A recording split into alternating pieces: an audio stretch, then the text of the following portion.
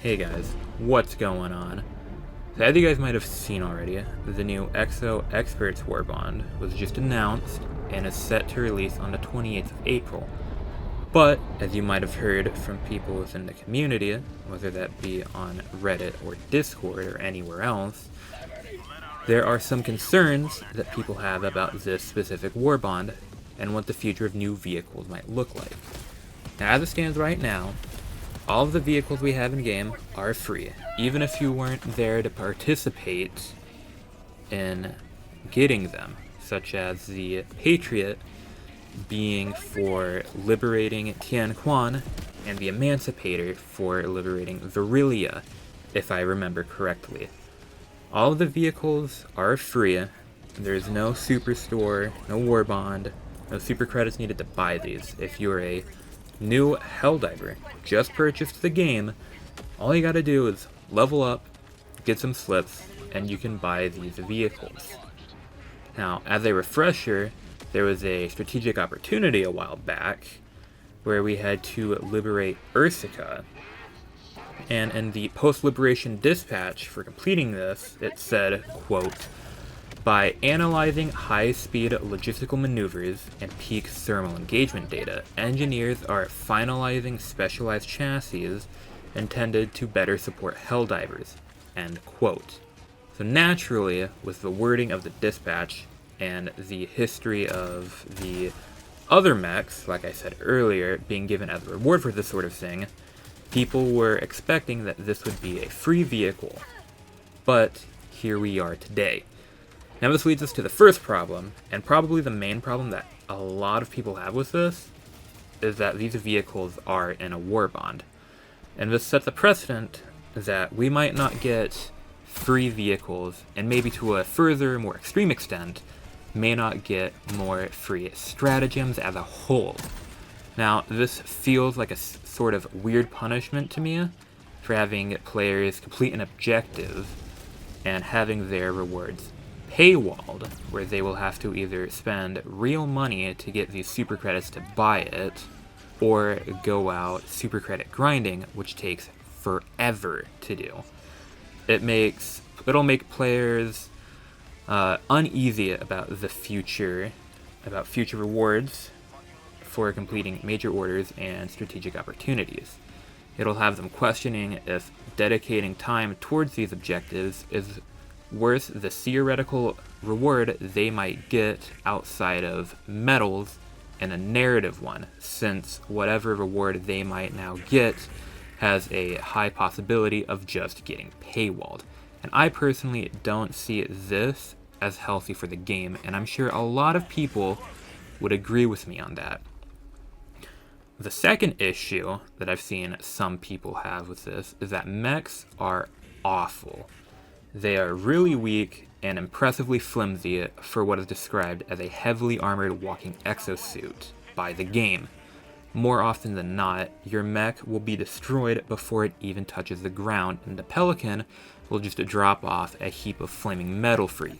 If you're lucky enough to not have it destroyed upon landing, there will be enemies alerted to its position, since a change was made so that enemies will now target empty vehicles, which will probably lead to it being destroyed once it lands before you get in it, or if you manage to get in it, enemy reinforcements will be called, and you will either have to be dealing with a bug breach, a bot drop, or warp ships.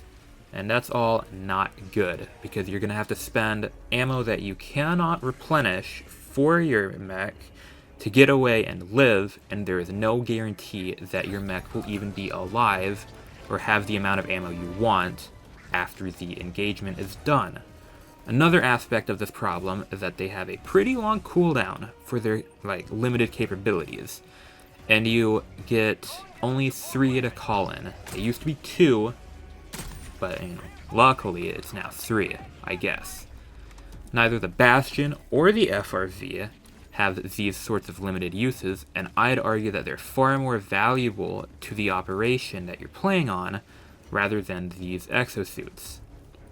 Now, as a bit of a tangent, I personally find it a little silly that when you're on a planet with the with the DSS on it, you will get the planetary modifier of Exosuit Reserves, which reduces your cooldown by 35%, which is a lot, but that's not the part I have the issue with. It's the wording with Exosuit Reserves, which to me implies that there is a surplus of them, or just more of them on the DSS, but you are not given more to call in per mission. And while I don't like the precedent that this Warbond is about to set in terms of future rewards, I am hopeful about the mech changes that it might bring along with it. Now, if you remember the Entrenched Division Warbond, some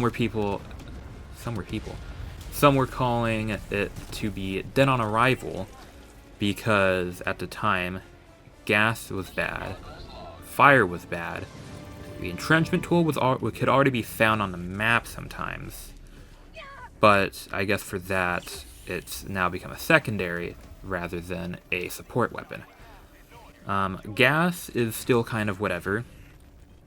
The entrenchment tool is entirely gimmicky and not really worth bringing, and fire was the only meaningful change. It used to be bad. It would not cause enemies to panic and scurry around like they do today. It used to just catch them on fire, and that was that. So if you had a relatively spongy enemy and just run towards you, they would hit you, deal a good amount of damage, and it would now light you on fire, which would almost always lead to your demise.